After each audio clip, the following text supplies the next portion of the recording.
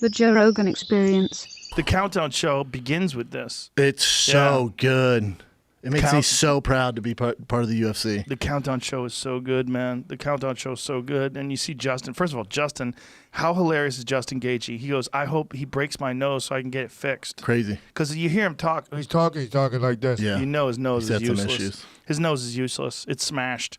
I mean, his style is so face forward. He's such a brawler in a good way. I think, don't call him a brawler. I mean, learned the hard way. Look, I'm a giant fan of that guy. I think Me too. I'm a fan of his personality, his mindset, the way he approaches his fights. attitude. Yeah, he's here. He's kill or be killed. I think legit. I think this is actually a tougher fight for Tony Ferguson than the Khabib fight. It's a scary fight for anybody. If you're locked in the cage with Justin Gaethje, it is war. It's a different fight. I was telling Count, it's like Tony Ferguson was getting ready to go deep sea scuba diving, and we know you can go in the deep waters, but we know what to expect. It's gonna be a bitch, dude. But you know what to expect. With Gaethje, it's like you're not scuba diving anymore. You're snorkeling and you're in hurricane waters, and you got to get past the initial part, and it's a motherfucker. Yeah. But if you get past that, you can be all right. But good luck, man.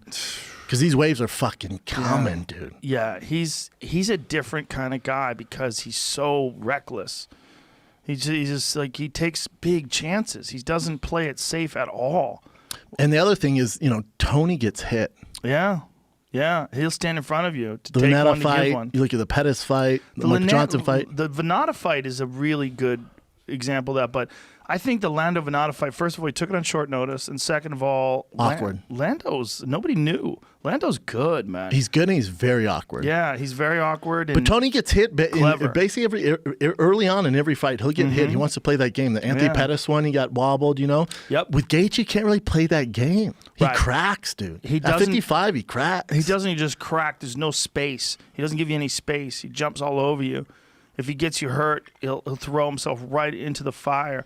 It's like he's not worried about losing, and that's real. Like, people say that sometimes, but I don't think they really mean it. That's a gift. He really means it. That's a gift. Yeah. It's a real gift for him. Yeah, he's got a very unusual mindset. I don't think Tony is either, though. That's what makes this fight so fascinating. That's why I think I love Khabib. I want Khabib Tony, but this fight to me is more entertaining. I think so, too. Which is weird to say. No, I think Gaethje's more entertaining than anybody. He's so fucking wild. And then Tony's more entertaining than anybody, too. Like, agree. Everybody who fights Tony looks like they fell off a train.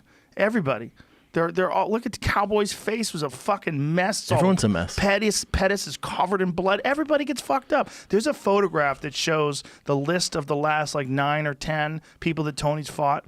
Everyone looks like they got shot in the face. They look like Ted Bundy victims. It's crazy. It's nuts.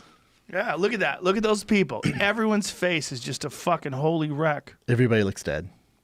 And the cardio, the Tony Ferguson cardio. That's why you got to get past that first initial wave of Justin Gaethje. But after then, Tony doesn't get tired. Never gets tired. His cardio is off the charts. I wonder if anybody's going to shoot.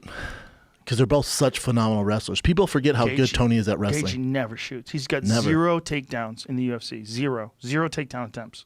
0. I go back and forth on picking who's going to win the fight. As far as if you want to make money, Gaethje's a good dog, but it'd be impossible to pick against Tony Ferguson that lost in 8 years. The other thing is, Gaethje comes in and he comes in with his head lower. Well, that's Snap City for Tony Ferguson with his darts, his anacondas. And the other thing is, we don't really know what kind of jiu-jitsu or jiu-jitsu defense Gaethje has. He hasn't been in a scramble with a real high-level guy. It's a big unknown. And I think that Tony is one of the trickiest submission artists in the sport. He's very sneaky. He catches darces and scrambles. He's got leg locks. He's got triangles. He tapped Kevin Lee off his back with a triangle.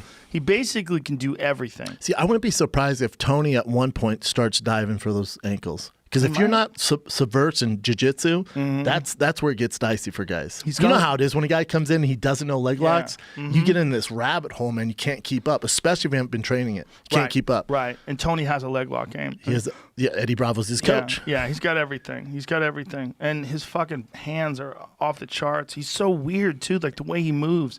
Tony is so creative with his striking.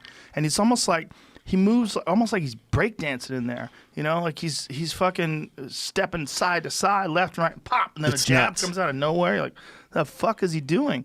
I couldn't tell you who'd win the fight. I don't know. I couldn't tell you. I love it though. I love it. I can't absolutely wait. love it. I can't wait. I cannot wait. Cannot wait. To me, this is one of the biggest UFC fights of all time. It's a giant card. The card is stacked. It is one of the most stacked cards in the history of the sport. Since UFC 100. From top to bottom, Yes. UFC 100. There's so many great fights that people are forgetting.